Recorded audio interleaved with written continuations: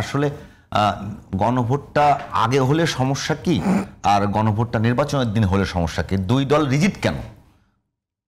আসলে গণভোটের মানে এনসিপি যে মোস্তাফিজ সাহেব বললেন আপনার আইনি ভিত্তি, এই আইনি ভিত্তি দেওয়ার আগে আরো কিছু জিনিস আপনার যদি চিন্তা করেন, জামাতে ইসলামের কিন্তু সুস্পষ্ট একটা চিন্তা ভাবনা আছে বিএনপির সাথে বার্গেনিং টুলস হিসাবে বিএনপিকে আচ্ছা এই সরকারটাই তো আপনার মনে করেন এনসিপি, জামাত এবং বিএনপি সবারই আপনার মনে করেন যে একটা ঐক্যমত্যের সরকার, অন্তর্বর্তীকালীন সরকার। তো এই সরকারে কে কাকে আপনার মনে করেন ধাক্কা দেখিয়ে দিবে?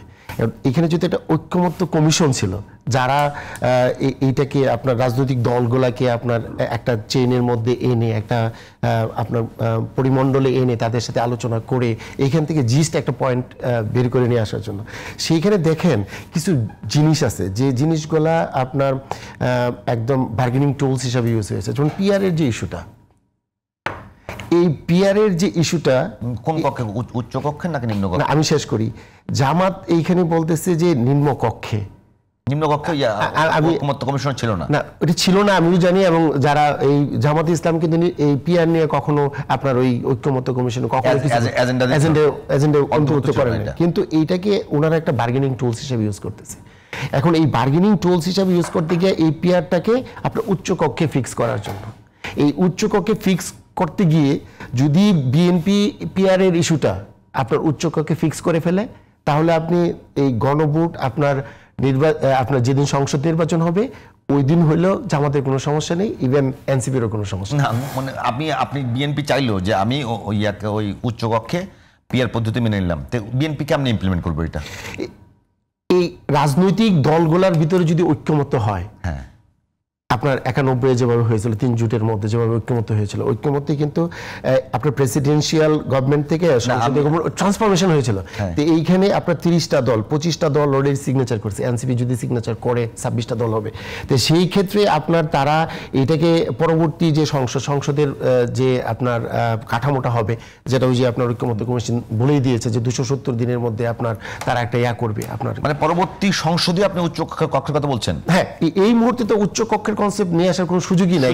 এই ঐক্যমত্য কমিশন পরবর্তী সংসদে মানে বিএনপি কিভাবে এখন নিশ্চিত করবে যে তারা উচ্চ কক্ষ মেনে নিয়েছে? এই ব্যাপারটাই তো আপনার জামাত ইসলাম মানতে চাচ্ছে না। যেমন এনসিপি যেভাবে মানতে চাচ্ছে না আইনি ভিত্তি, যেমন জামাতেরা তো এখানে ইন্টারেস্টিং ইস্যু না তার কাছে, তার ইন্টারেস্টিং ইস্যু হলো যে আমাকে ক্ষমতার ভাগিদার হইতে হইব, আর ক্ষমতার ভাগিদার হইতে গেলে পিআরের চেয়ে ভালো আর কোনো অপশন তার কাছে নাই। কাজে সে কিন্তু পিআরের ইস্যুটাকে নিয়েই সামনে আপনার এগোচ্ছে। আচ্ছা, কিন্তু তাহলে মানে গণভোট নিয়ে এত রিজিড অবস্থানে কেন? জামাত ইসলাম কেন বলছে যে এটা নির্বাচনের আগেই লাগবে? আমার কাছে মনে হয় যে আপনার পর্দার আড়ালে অন্য খেলা হচ্ছে, এটা রিজিড কিছু না। এইখানে আরো অনেক কিছু ঘটছে, বিহাইন্ড দ্য স্ক্রিনে আপনার অনেক কিছু ঘটছে। সেটা কিরকম? সেটা আপনার মনে করেন যে আপনি যদি আপনার প্রার্থী সিলেকশনের দিকে তাকান, নমিনেশনের যে আপনার যে 237টা আসনে যে আপনার প্রার্থী সিলেকশন হয়েছে, সেখানে দেখবেন যে কিছু কিছু এরিয়াতে আপনার কিছু নমিনেশন আছে যারা আপনার প্রতিদ্বন্দ্বী যে প্রার্থী তার চেয়ে অনেক নিম্ন গ্রেডের। কাজেই আমার কাছে মনে হচ্ছে যে আরো কিছু জিনিস সামনে আরো বেরিয়ে আসবে। তার মানে আপনি মানে এরকম কিছু ইঙ্গিত করছেন যে জামাতের প্রার্থীকে সামনে রেখে দুর্বল প্রার্থী দেওয়া হয়েছে? হয়তোবা।